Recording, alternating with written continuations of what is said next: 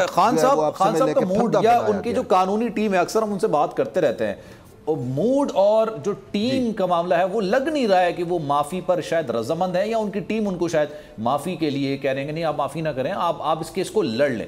उसमें भी खान साहब के लिए मुश्किलात बढ़ सकती हैं।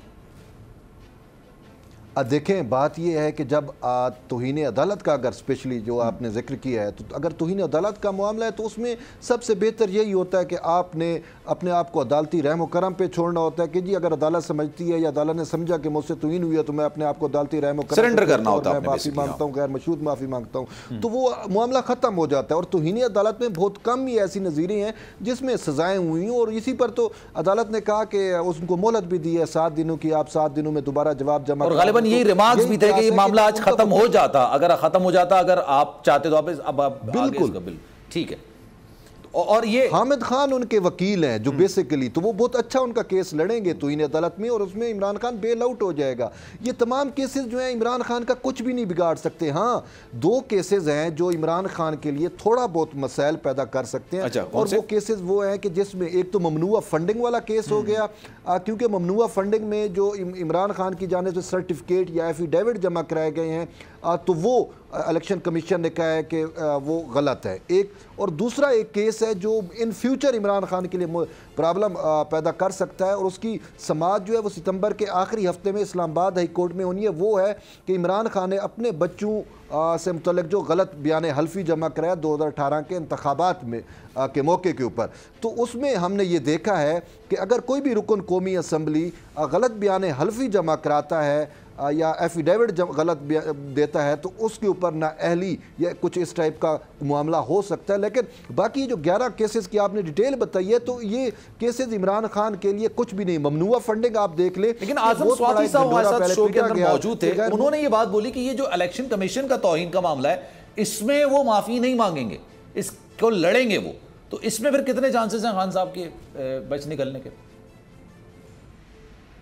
इसमें भी कोई ख़तरा नहीं है, वो लड़ेंगे, फ़ाइट करेंगे। और Imran Khan already election commission से मुतल्लिक उनके बयानात जो हैं, और ख़ासकर चीफ इलेक्शन कमिश्नर से मुतल्लिक, वो ऑन द रिकॉर्ड हैं, तो इसमें वो फ़ाइट करेंगे। लेकिन इसमें इमरान खान के लिए नाअहली या कोई ऐसी चीज़ बड़ी नहीं हो सकती।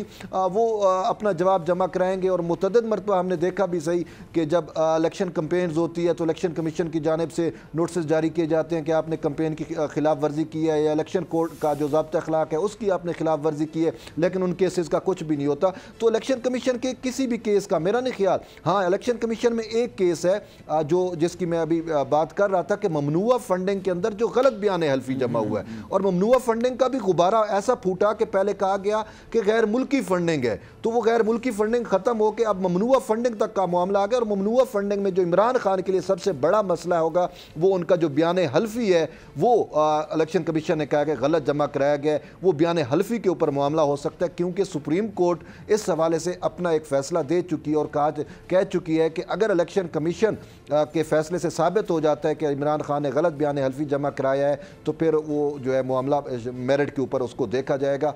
एक ये बयान हल्फी वाला मामला हो गया जो इलेक्शन कमीशन में है। दूसरा, इस्लामाबाद हाई कोर्ट में जो इमरान खान के बच्चों से मुतल्लिक गलत बयान हल्फी जो 2018 में उन्होंने जमा कराया था, उसको भी हाई कोर्ट में चैलेंज किया गया। ये सिर्फ 2 मामले हैं गलत बयान हल्फी जमा कराने पर इमरान खान के खिलाफ।